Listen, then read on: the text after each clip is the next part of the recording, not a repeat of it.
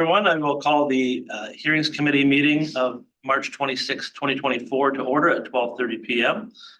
We'll go through a little bit of administrative business here first. Can I have a motion to approve the agenda? By Paul, by Sandy, discussion on that? Seeing none, all those in favor? That's carried. Are there any declarations of conflict of interest from the committee? Seeing none. We have a couple of minutes to pass from our previous meeting. Is there a mover to pass accept the minutes? Andy? And Paul is a seconder. Discussion on those? Seeing none, all those in favor? Opposed, that is carried.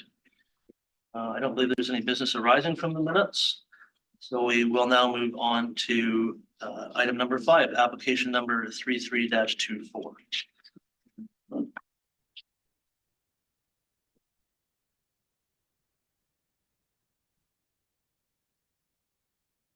Okay. I will now ask for should I read this first? Okay, perfect. The whole thing? The whole thing, okay. I think I already had lunch. Right.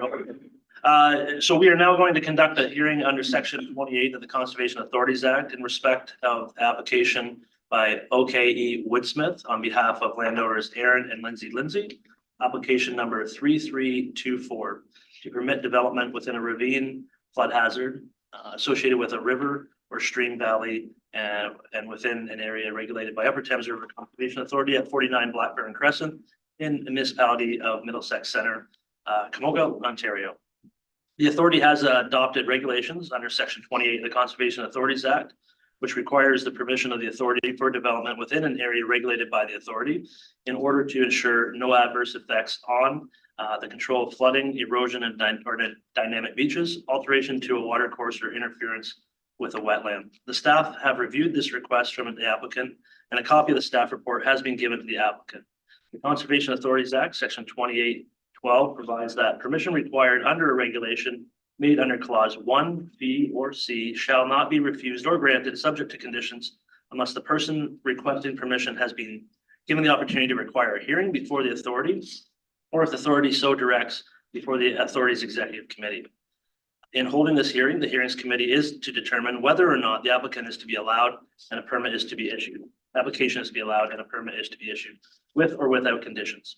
In doing so, we can only consider the material that is before us, the staff report, such evidence as may be given, and the submissions to be made on behalf of the applicant. The proceedings will be conducted according to the Statutory Powers Procedure Act under section 5 of the Canada Evidence Act. A witness may refuse to answer a question on the ground that the answer may tend to incriminate the person or may tend to establish his or her liability to a civil proceeding at the instance of the Crown or of any person. The procedure is in general, shall be informal without the evidence being before it being given under oath or affirmation. If the applicant has any questions to ask the hearings committee or the authority representative, they must be directed to the chair, which is myself. I will ask staff to please introduce the hearings participants at this time. Okay, thanks. I thought through the chair that we could maybe just go around the table and introduce ourselves. So I'll start. I'm Carrie Ramsey. I'm the Land Use Regulations Officer for Middlesex County here at Upper Thames. I'm Mario Duccio. I'm the structural engineer who's working with Oak Woodsmith. I work at MT. I'm Jeremy Oak, owner, president, partner of Oak Woodsmith. I'm here on behalf of Aaron Lindsay. I'm Aaron Lindsay, the homeowner. I'm Christy Wilmore, acting on behalf of Aaron Lindsay through Oakwood Smith Building Systems. I'm Sandy Levin. I'm a member of the Upper Thames Board and Hearings Committee appointed by the City of London. Mark Schattenberg from the City of Woodstock, City Council member, and of course on the board here as well. Paul Mitchell, I'm a councillor in Township of Zora and member of the Upper Thames Board. Dean Trentowski, Deputy Mayor for the Municipality of West Perth, Upper Thames Vice Chair and committee member. Brian Petrie, Mayor of Ingersoll, Board Chair and Committee Chair. I'm Michelle Vigilante. I am the administrative assistant. I'm taking minutes today. I'm Tracy Annett, and I'm the general manager here at the Upper Thames. And I'm Jenna Lane. I'm the manager of our environmental planning and regulations unit. I'm Karen Winfield and I work in planning and regulations at Upper Thames. Online.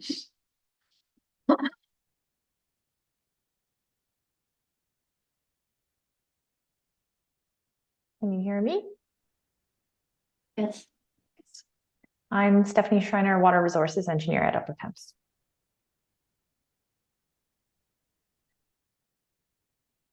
Greg Inglis, I'm the solicitor for the Upper Thames.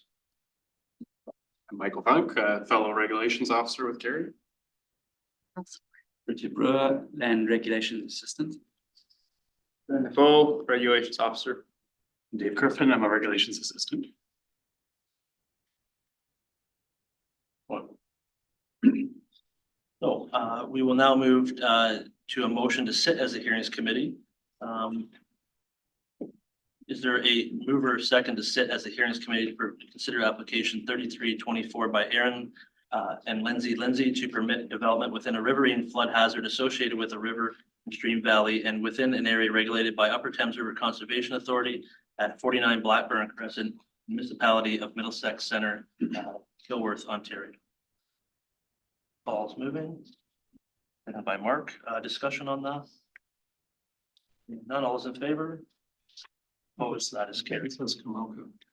Yeah, there's. Moving with the municipality of Middlesex Center.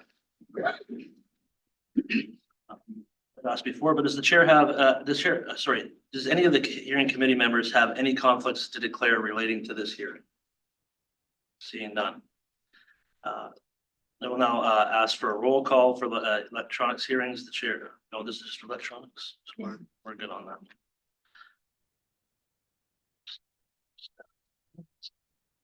So we'll now ask staff to indicate the nature and location of the subject application and the conclusions, please. End up here, so.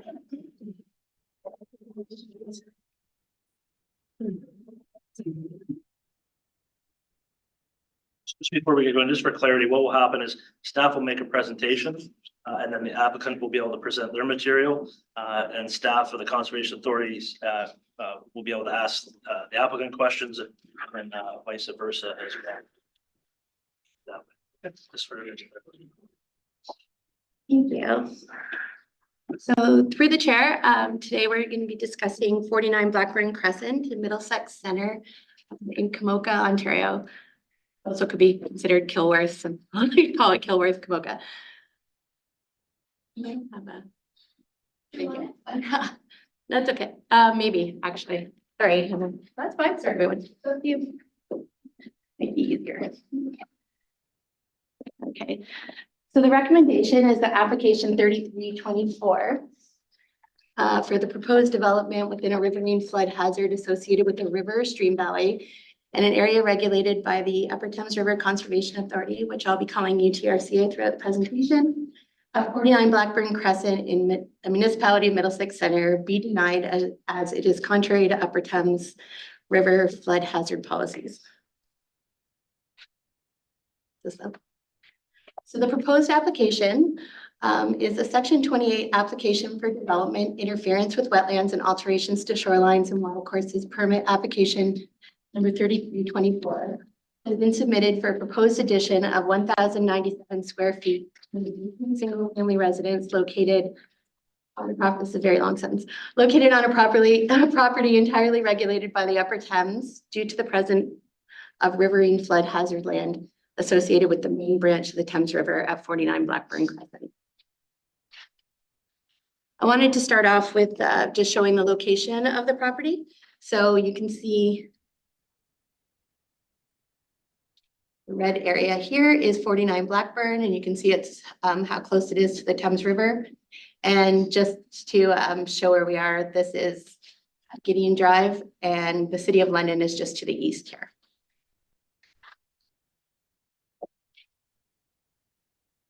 This is an aerial photo of the house. Is it in the year 2000? It's not great quality, but is what we had back then. And this is a 2009 Google Street View of the property that, how it existed in the year 2000 or 2009, sorry. So just a quick definition of development. So the development under the Conservation Authorities Act is the construction, reconstruction, erection, or placing of a building or structure of any kind, or any change to a building or structure that would have the effect of altering the use or potential use of the building or structure, increasing the size of the building or structure, or increasing the number of dwelling units in the building or structure. It also includes site grading and temporary placement of material originating on site or elsewhere. Oops, get this right. So I am going to start with 2015. This is before the Lindsays owned this property. But in 2015, previous landowners and their building, which is Oakwood Smith, that's here today, applied to Upper Thames. And at the time it was Karen Winfield, who's with us today, who was the regs officer. So for an addition to the existing home and garage at 49 Blackburn Crescent. The single family dwelling and attached garage at that point was a total of 3,184 square feet in size. The landowners applied for an increase in size of 1,255 square feet, which was a 39% increase from the original residence garage as it existed in April of 2000. And I will get into that April 2000 date and explain why that is important.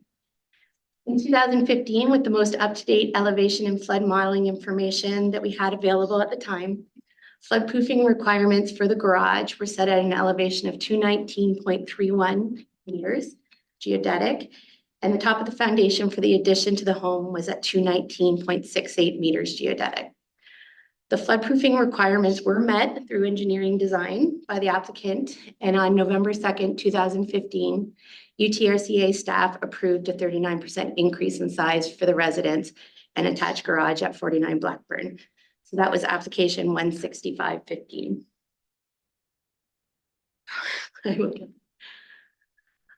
So after that application was permitted, this is a new picture of what the residence looked like in the year 2020. This is after the initial addition. And just to reiterate, this is what the house looked like in 2009. And then this is what the house looked like after the initial addition. And this is what the house looks like today. So that brings us to 2023 application. So on August 8th, 2023, UTRCA, so myself, received an application from Oakwood Smith Building Systems on behalf of the new landowners, Aaron and Lindsay, for a second addition. This new proposal would be for an increased addition size of 1,085 square feet. So an additional 34% over what existed in April of 2000. Onto the current home, which had already had an increase of 1,255 square feet, 39% in 2050, over the original structure size as of April 25th, 2000. So that new proposal would result in a total of a 73% increase from the original structure size. So as of 2023, UTRCA engineering staff had a more accurate flood line available due to updated survey and hydraulic modeling information, which showed that the floodplain had a far greater reach than initially modeled, and verified that there is no safe or dry access into the property, and that the new regulatory elevation and floodproofing requirements would now be 220.5 meters geodetic. We met with the landowner and Oakwood Smith and informed the applicant that since the addition had already been constructed in the floodplain, and given there is no provision for safe or dry access, any additional increase in size could not be approved at a staff level. So this is just a map showing our the most up-to-date information that we have. So you can see that the flood line goes all the way across Blackburn Crescent to this line. So showing that there is no safe access into the property and showing that the property is completely regulated by the flood hazard. On I just threw this one in here to try and make sense of the increases and what's being asked. So in the year 2000 is the blue, so this is the existing house in the year 2000, which was a total of 3184 square feet. In 2015, this addition happened and it was a 39% increase. So an additional 1255 square feet. And the green here is the ask of the most recent application, which would be another additional 1,097 square feet, an additional 34% from the original size. So now I'm going to go into the policies from our policy, our environmental planning policy manual. I'm going to start off with just our general floodplain policy, which is section 4.2.2.4. Which states that additions to existing buildings and replacement structures may be permitted in the floodplain, subject to satisfying the authority's requirements. So the general flood hazard policy, which is section 4.2.2, subsections 1 and 2, talk about our floodway and flood fringe policy. And I've just highlighted the areas in red because I know it's a lot of words and it's a lot of information. So I highlighted in red the most important part, which is that additions will be permitted, including bedrooms and associated increases in density, if access is safe or dry and floodproofing is achieved to the level of the regulatory flood elevation. If floodproofing to the regulatory flood elevation, thank you, is not feasible, additions must be less than 25% of the existing ground floor area and must not include bedrooms or require zoning bylaw amendments to increase population density. So I do want to note that our floodway and flood fringe policy sections are meant to refer to areas of the watershed that are considered two-zone policies. And the subject property at 49 Blackburn Crescent does not meet the criteria of an identified two-zone property, but the reference 25% size increase is a standard consideration in the evaluation of any new additions in a flood hazard. Generally, staff do not approve an increase in size greater than 25% for habitable space in the floodplain in the absence of flood-free access, unless the work falls under a special policy area, which 49 Blackburn does not. And just to explain what two-zone means, two-zone basically is specific to, among other things, urban areas that both have municipal water and wastewater services. And to explain, a two-zone is basically floodway and flood fringe. So floodway is the water right at the edge of the water course, the faster moving water, the higher in depth water, and flood fringe is a little further out, and maybe we may allow development in that area. But again, this doesn't fall within a two-zone, but the addition part in the red is what we've been using internally as staff for that 25%. Oops. Section 4.2.2.6 of the Environmental Planning Policy Manual is our replacement structure. These replacement structures in the floodway policies are meant to refer to replacement of an existing structure, while the current application is for an addition. We realize that. However, the April 25th, 2000 date is a standard point in time that staff use in comparison evaluation of sizing for new additions in a flood hazard. So letter B here, the proposed structure must not exceed the total footprint area of the original structure as it existed on April 25th, 2000. Okay, so we'll move on to access, which is section 4.2.2.1 and section 4.2.2.13. And that is development and site alteration may only be permitted in hazard lands provided all of the following conditions can be implemented to the satisfaction of the authority. So A is appropriate floodproofing measures, protection works, and safe and dry access during times of flooding, erosion, and other emergencies are provided. And then number 13, I've just highlighted for existing development and infill proposals, vehicular and pedestrian access must be safe within 0.3 meters of the regulatory flood elevation. And according to current flood modeling, the road may overtop in a regulatory flood event from an elevation of more than 1 meter. And accordingly, there is no safe dry flood access to this property.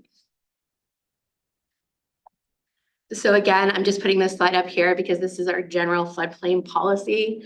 Additions to existing buildings and replacement structures may be permitted in the floodplain subject to satisfying the authority's requirements. So what does subject to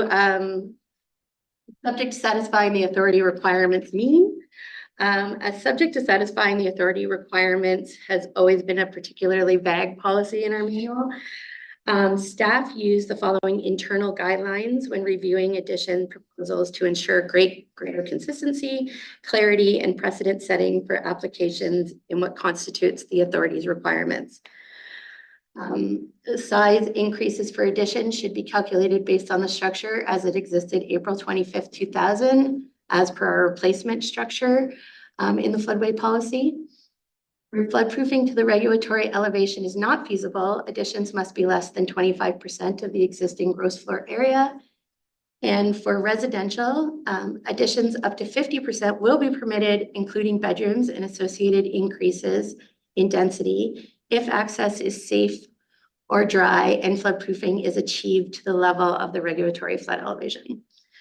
If floodproofing to the regulatory flood elevation is not feasible or they don't have safe access, additions must be less than 25% of the existing ground floor area and must not include bedrooms or require zoning bylaw amendments to increase population density.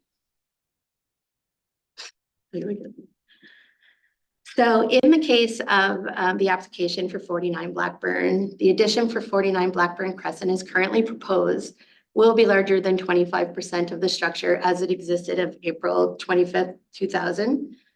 Does not have flood-free access and does not meet floodproofing requirements because it does contain openings that are below the regulatory flood elevation. Generally, the Upper Thames does not permit new openings such as windows, doors, any servicing vents below the level of the floodproofing elevation. However, Oakwood Smith has advised that the proposed door is a floodproofing door made to withstand hydraulic pressures. Our concern with that is that down the line, if somebody new owns the house and the door needs to replace, there's no way for us to ensure that that's what they put back on the house. So there is that concern.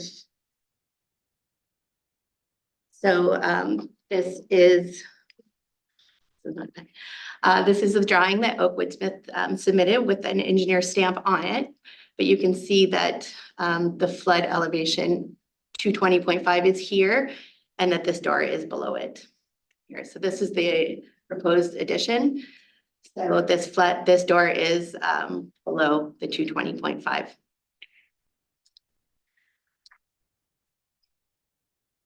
So in conclusion, the application does not meet the riverine flood hazard policies found within section 4 of the environmental planning policy manual. In the standard review guidelines used by UTRCA staff, staff recommend denial of application 3324 as it is contrary to policy and previous staff approvals. So that's all I have. Thank you.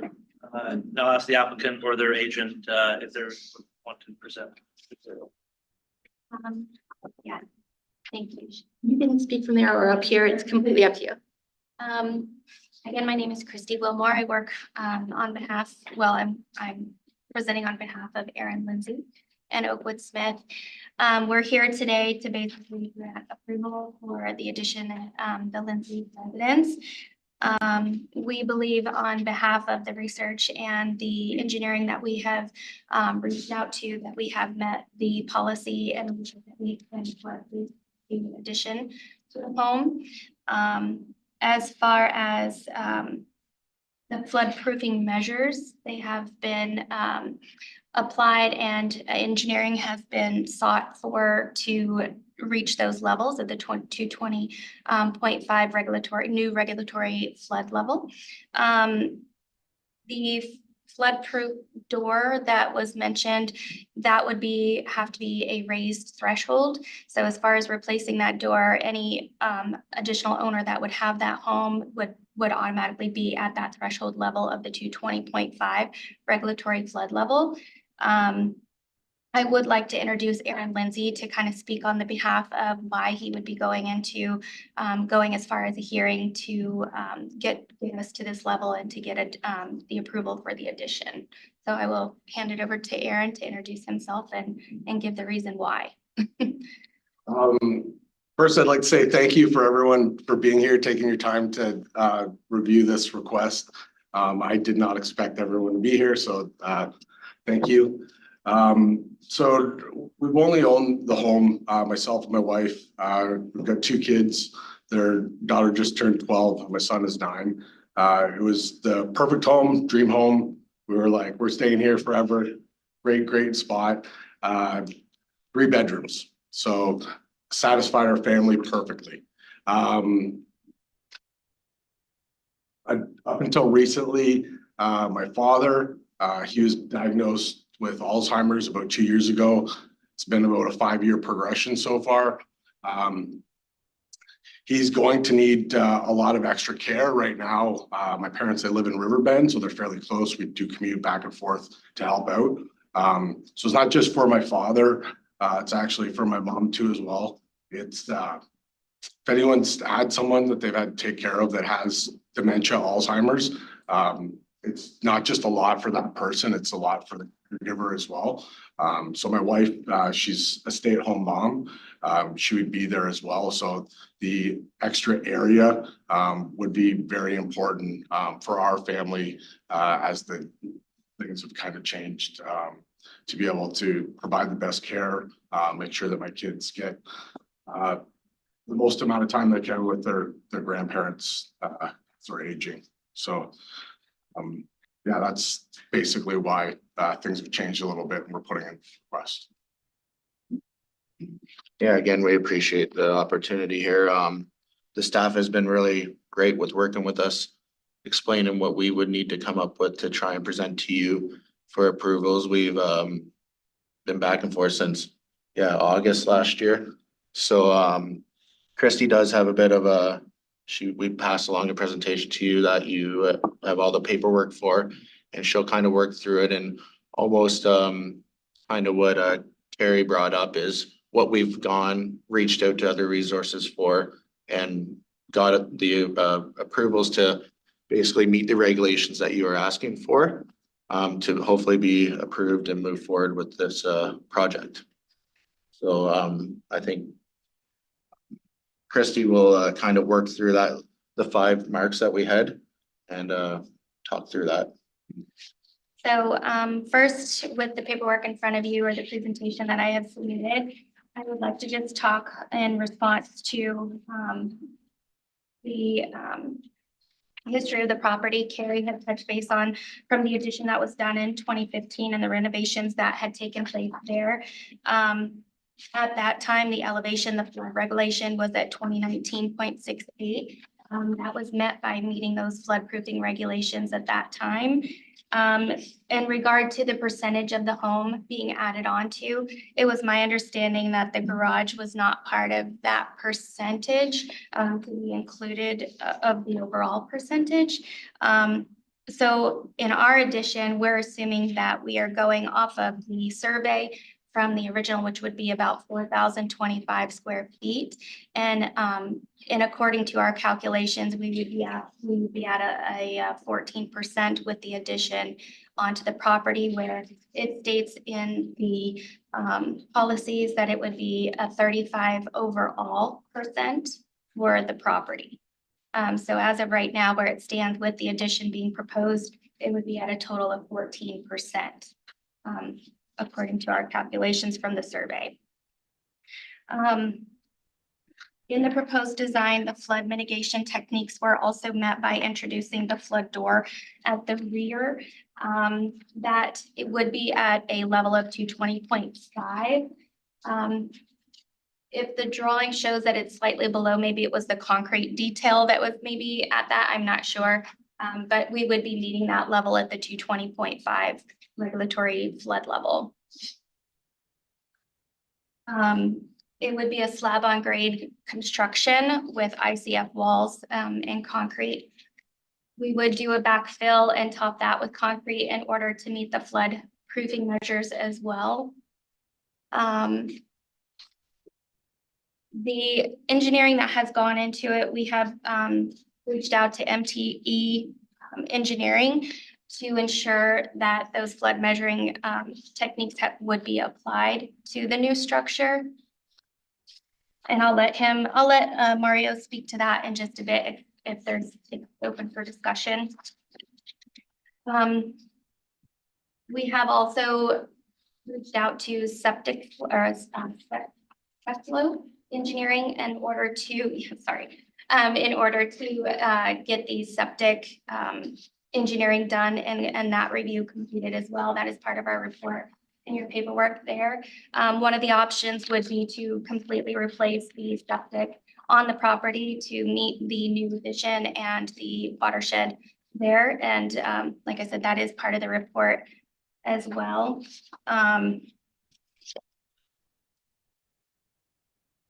We have, as far as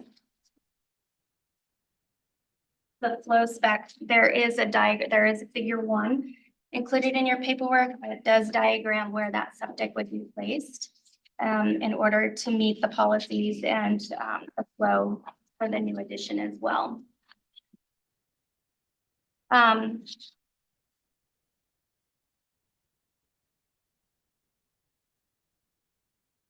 I think to touch point on the policies and the section 28, I think Carrie has hit the point where as far as what we have met with the engineering going into it, I feel like with the reports that we have included for you, we've met those flood proofing measures for the new addition as well to be at the regulatory level of 220.5.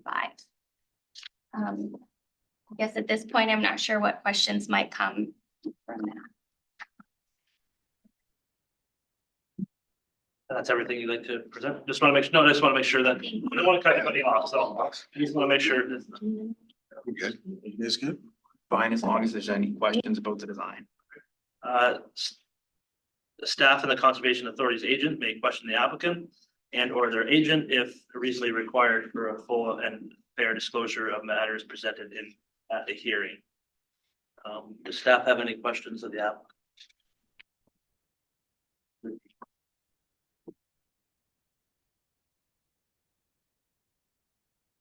It says or the agent, so I'm looking at Grant. Okay, perfect.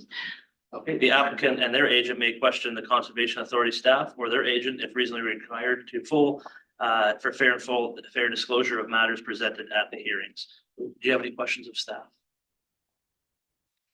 I think just in the fact of, if you go to your, am I able to get you to pull some stuff up there Sure. from your presentation? Section 4.22, where you get into the flood, fringe and floodway stuff.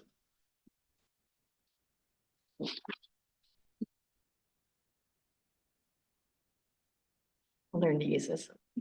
What happened there? Can you go back, Emily? Sorry.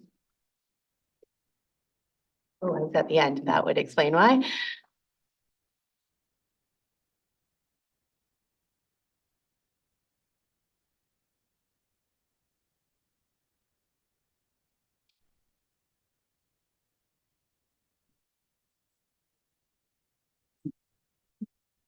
Right.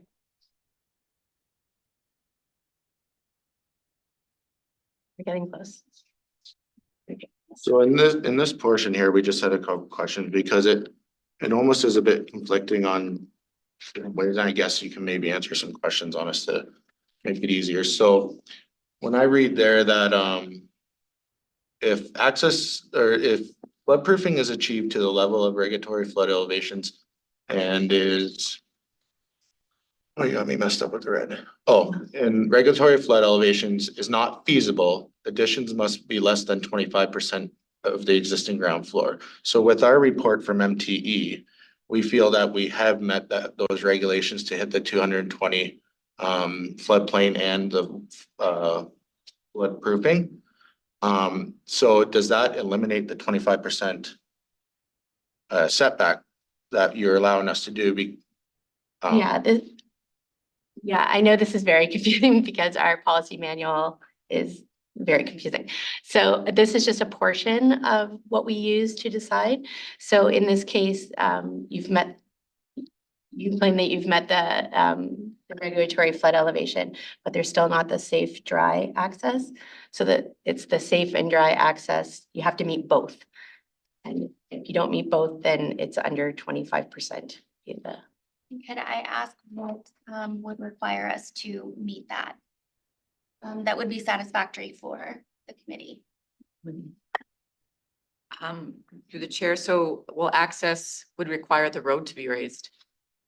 You need access down to the property from the arterial roads, and because Blackburn Place Crescent at this location is underwater by up to a meter, you wouldn't have what we call safe or dry access under the provincial technical standards. So with the, I know we're taking 25% of what the house was in the year 2000. How often does that get updated? Because we're updating the floodplain fairly frequently. I think it was last year that we're now up at the 220. When do you guys review that? When do you look at stuff like that? I think our policy manual, as we all know, needs to be updated with the changes in the Conservation Authorities Act and our regulations recently, and we know that's a priority. But I think that number, I would encourage that number to stay, because that's the number of the most modern aerial photography we have for the watershed. Or not most modern, but where we started doing good aerial photography. So it was from April of the year 2000. And so that's what we use as a baseline about how big additions can go. Otherwise, we get people who put a 25% addition on one year and then a 25% addition on the next year. And the next year we have this cumulative problem of increased development in the floodplain. It's best to have that one set date that we can go by about how the changes into the structure or the development of the site over time in the floodplain. Yeah, we can understand that, but it's crazy because homes have gotten bigger to accommodate more of like agent in place stuff too, right? So we feel that the addition that we're presenting is actually going to be the most safest part of the home now too, because we're meeting the new regulatory heights. And then something else that comes into mind is when you actually look through the zoning bylaws of the Middlesex Center, it says that under Aaron's zoning, UR13, that they're allowed to have the maximum of 35% lot coverage. And when we do our calculations and everything on the survey, it shows that even with this addition, that we would only be at that 14% maximum lot coverage. So then do you overrule the zoning bylaws through the municipality then? It's not about overruling the zoning bylaws. It's just, these are our policies, and our policies are in lands that are floodplain. So the UR zoning will apply to lands that are in the floodplain and lands that are not in the floodplain. So when it comes to floodplain lands, I mean, these are our policies. And again, it's not just building to the regulatory, it's the safe access or dry access part, because the road would overtop. I understand. I understand what you're saying. Yeah, because we worked together in 2015 to get the original edition put on, and we thought that's the last time we'd be at that place. But obviously Aaron reached back out because he saw the work we did, and we're here to try and help him. And really anything that is proposed to us, we're not afraid of looking further into to make something work around here. Just to get his section there for his parents to come in, so. Yeah, and how do what type of things are you guys doing to ensure that safe access? Because it looks like that all of Blackburn, like our roadway, is not safe access. What's to be done to try to fix stuff like that so that I think we're beyond the scope of the hearing here, but These questions are just for clarification of information. So that would fall outside the scope of what this hearing is. Because at this time, there is no safe dry access from what I've heard, but, so if there's, what I'll do is I'll read this part.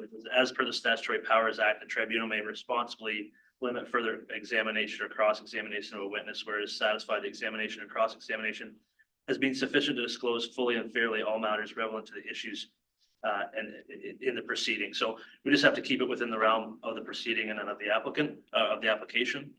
But certainly welcome any questions for clarification from that point of view. I think the point that they're trying to raise is that they don't feel the existing, like the hazard level for this property isn't changing with the increase in building size. I think that's all they're trying to convey, that there is no safe and dry access already.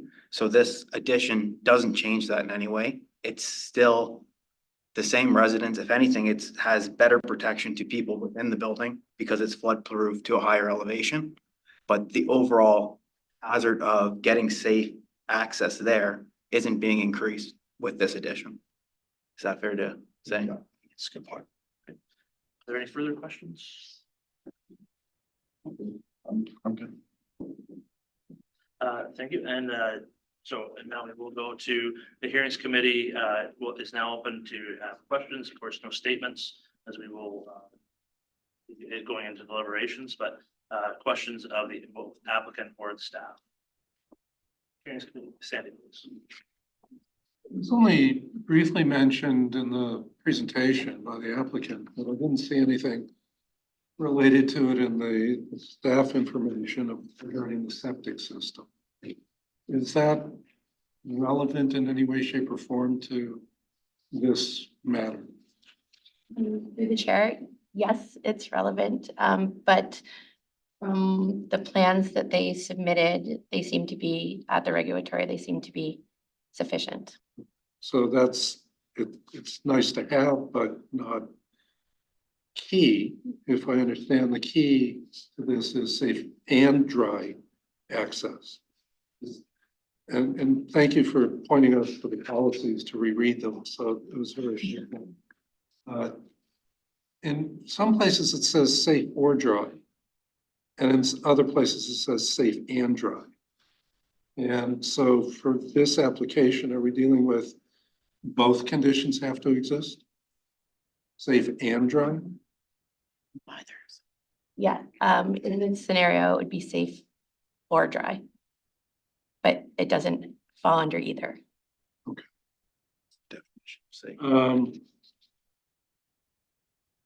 So I get my head around the 2015 edition that was approved by staff without a hearing.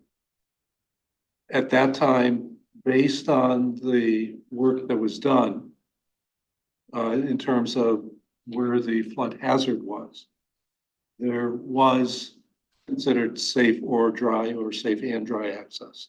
Is that correct? I'll answer this one because that was my permit time. My memory's a little fuzzy on how exactly all the calculations were made. Just to clarify, I noticed in here, it alludes to the fact that the elevation at the time was 219 something. It was actually 220 is what we gave them to build to as the regulatory.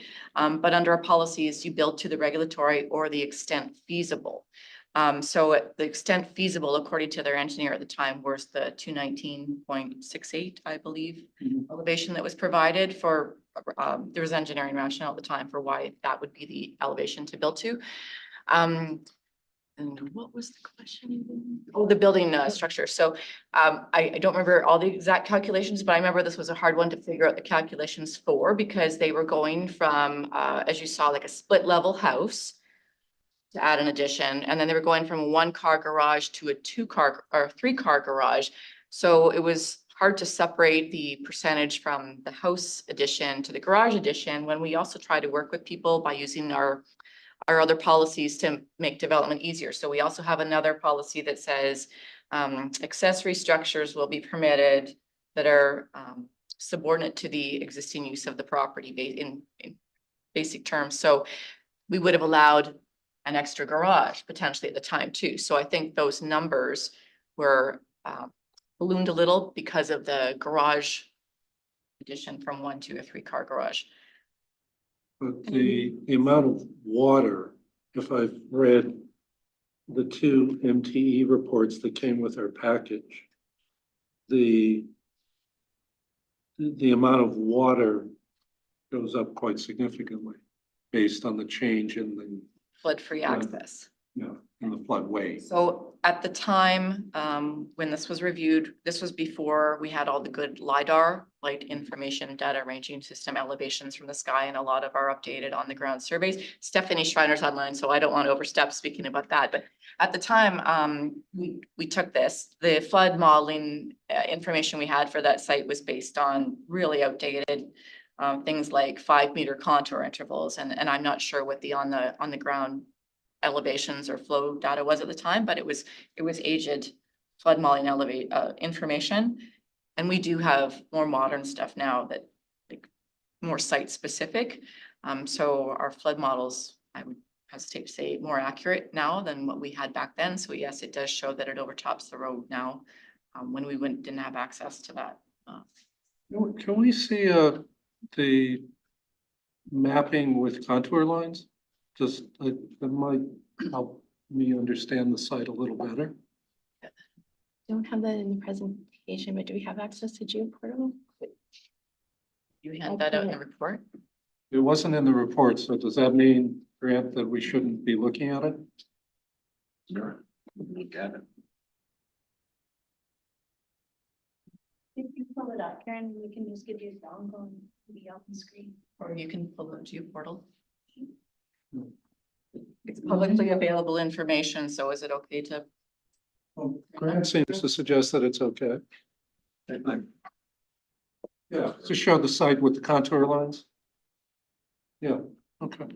The other question I have while we're waiting for that is when I went and looked through the policy and it talked about there's an allowance of 15 meters added to the riverine hazard limit for the purpose of maintaining sufficient access for emergencies, maintenance, and construction activities. Can you help me better understand that 15 meter? The areas we regulate? Yeah, yes.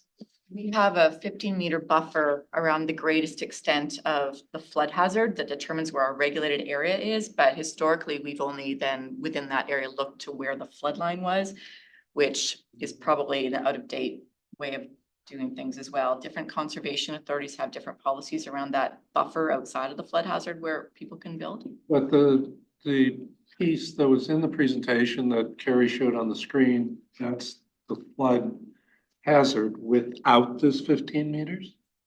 Yes, I believe so. On the mapping with the flood, yes. Yeah. Okay, yeah. Okay.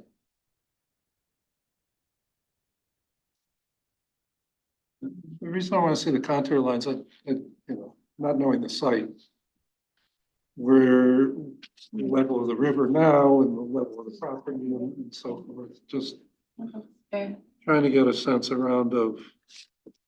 It's downstream of London where the river's getting larger and the floodplain depths are higher and wider. Yeah.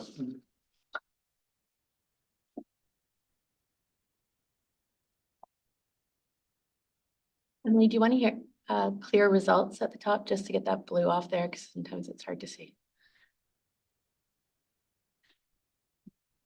Yeah, that'll take the there. So if I'm understanding the lines, because the contour lines are wide, their backyard is very flat relative to the river. Yes. Is that correct? I mean, I'm sure you would have told me that if I'd actually directed. Okay. Thank you, Mr. Chair. That's my questions for now. Always. A couple of questions for staff, and the flood door has been mentioned more than once. Do you have any experience or knowledge about the effectiveness of flood doors? I know you talked about concern about it being replaced at some point, but are flood doors effective? Through the chair, I've never actually had a project that's dealt with a flood door. So I don't know the effectiveness of them, and maybe the engineer can speak to that because I did stamp that it would meet hydraulic pressures. But we've never allowed, but I don't, in my case, I'm not sure if any of the other regs officers have never been asked to put one in. We actually memory serves, we have allowed, the hearings committee approved one. But it was for a barn in Delaware. So it wasn't a residential structure. So we have no. But we do not see them that often. They're popular in certain other parts of the world but I don't have a lot of faith in them because someone else moves in and decides they don't like the door and can change it. There's one thing Carrie mentioned this morning. And then I know there's another project in London proposing something similar. They're proposing like wide gates that'll go over the ground but it's an area that trucks are gonna move through. And if you know truck traffic over metal or whatever, like I don't believe the seal would work after it's being used for truck traffic for a few years. This is a residential door, so it's a slightly different scenario, but it's not something common we see as floodproofing measures in our watershed. But I'll let the engineer maybe has some. In terms of like our engineering, like the drawings that we saw by the company, they have approvals for different heights of water pressure that it can support. And they're certifying them as well. I believe they are coming with an engineered stamp on them. But I can't remember for sure if that's true. But I do know that the doors that have been shown, they have ratings for the different water pressures. So if we can trust the manufacturers for the testing that they have certifications on, then the door should meet the floodproofing requirements. The proposed addition is an incident ICF foundation for the foundation and possibly for the first story with dam proofing and drainage board.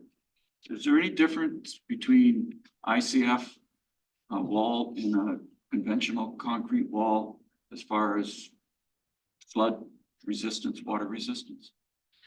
For the most part, the main structural support is coming from the concrete. And the only thing the ICF is just insulation on both sides of the wall, and it's held in place by like a plastic form. Conventional concrete would most likely have benefits in terms of like scour for the movement of water along the sides. There's not much documentation on how that would affect like this insulation on the outer sides of the forms. But they do provide a lot more energy efficiency for the structure using the insulated forms throughout. But in terms of structural strength and stability, the ICF form and concrete are going to have the same performance. Question for the applicant, and I just want to clarify exactly why you're asking to build this addition. And in the letters from Oakwood Smith that are in page 18 and page 42, the purpose of the addition is, quote, that they need more space for family and guests to visit comfortably, unquote.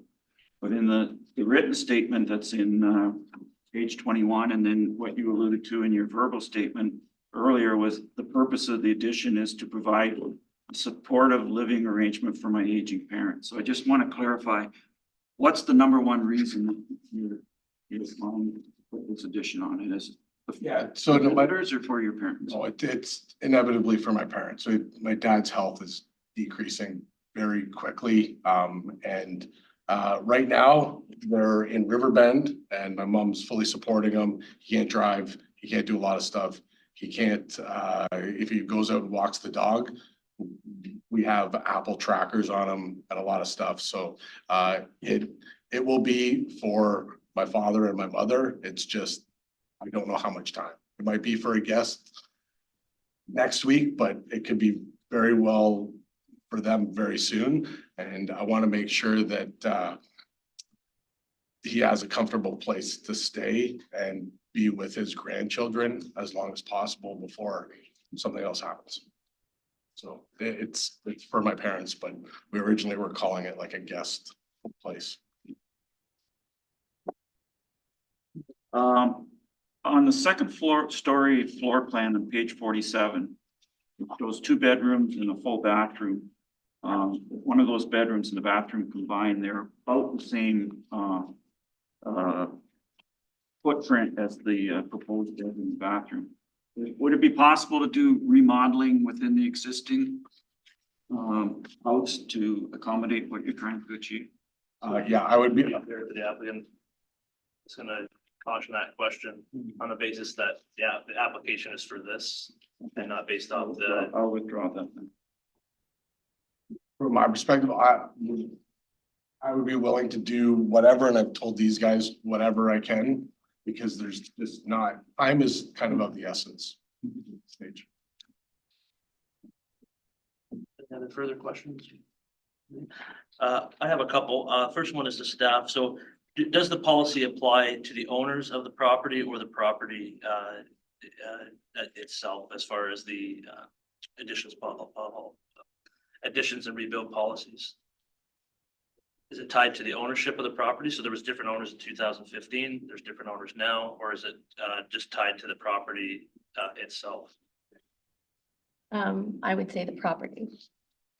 Okay, so there's, That's why we take the April 2000 date, because we have some properties that are constantly flipping.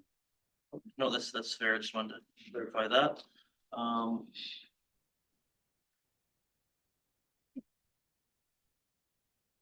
Sorry, I made a lot of notes.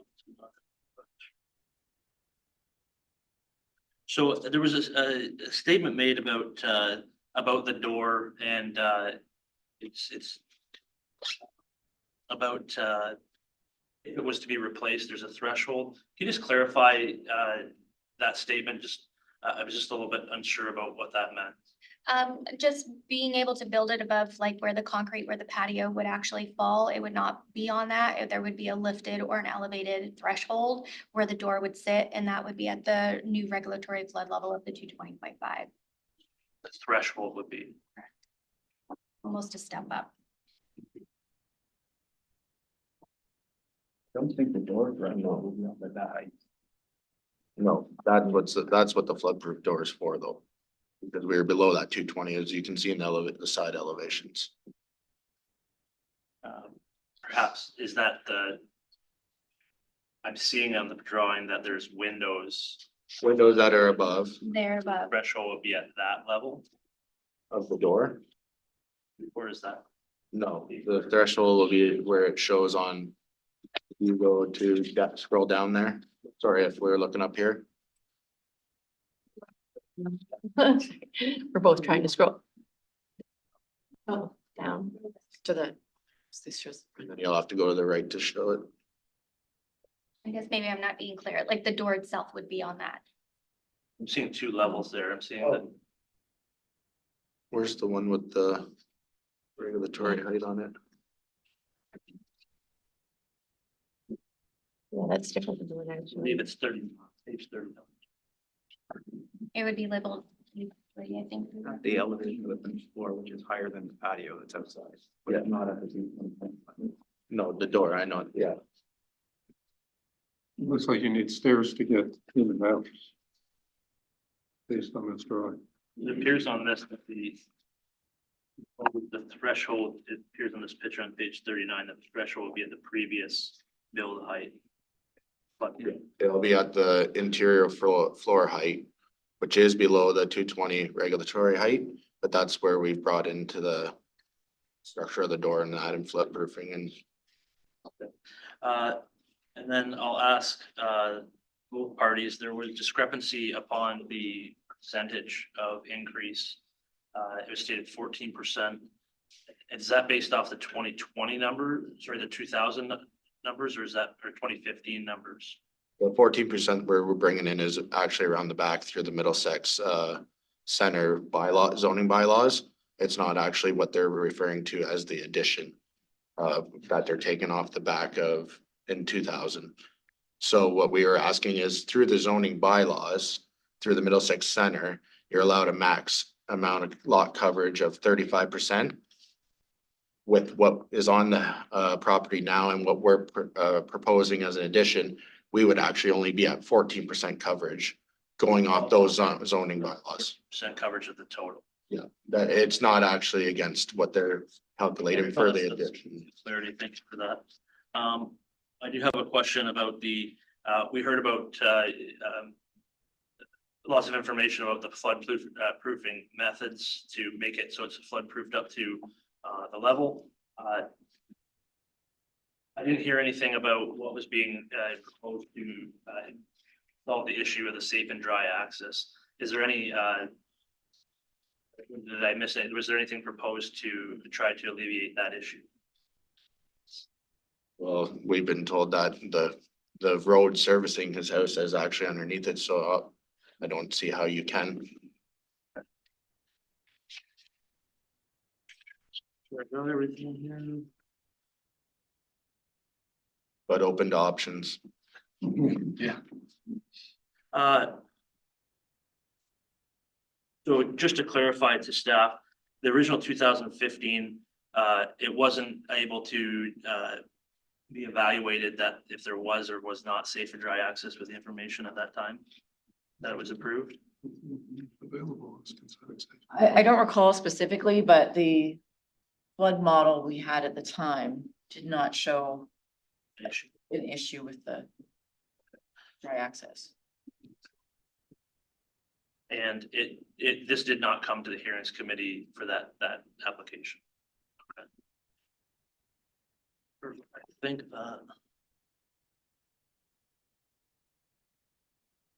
so that application that was before 2015, that included the covered porch area as well in the calculations.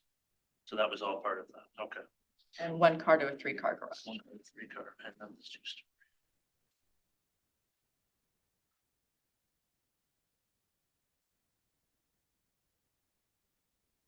And just for clarification, this property would be considered in 100% in floodway and not the 2-stage process. There is no flood fringe. This would be under the number 1 1 zone, one yes. zone of floodway. Okay. I think I'm out.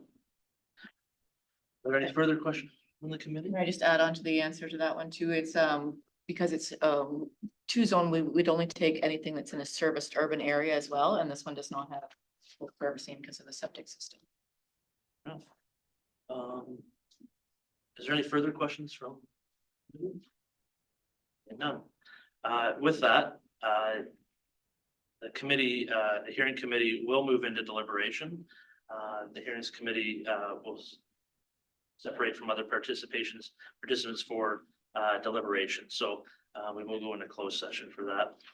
In the event the hearing committee is able to make a decision with a reasonable length of time, the hearing committee will reconvene the hearing and announce the decision. In the event the hearing committee wishes more time which to consider its decision, the hearing will be adjourned and the applicant and staff will be advised that a decision will be made by a hearing committee, which decision will be communicated to both the applicant and staff. So just for clarification, when we go into, nobody knows how long it's going to take. So you're welcome to stick around, but it's up to you. But either way, if we come to a decision, it will be communicated. And if we adjourn to another thing, that I'm sure that will be communicated as well. So try to be open with that. So with that, members of the hearing committee, do I have a motion to mover and a seconder to move into deliberations? Dean and Sandy, discussion? None, all in favor? Oh, that is carried. Thank you, everybody. Yeah, well, now we have to do our job.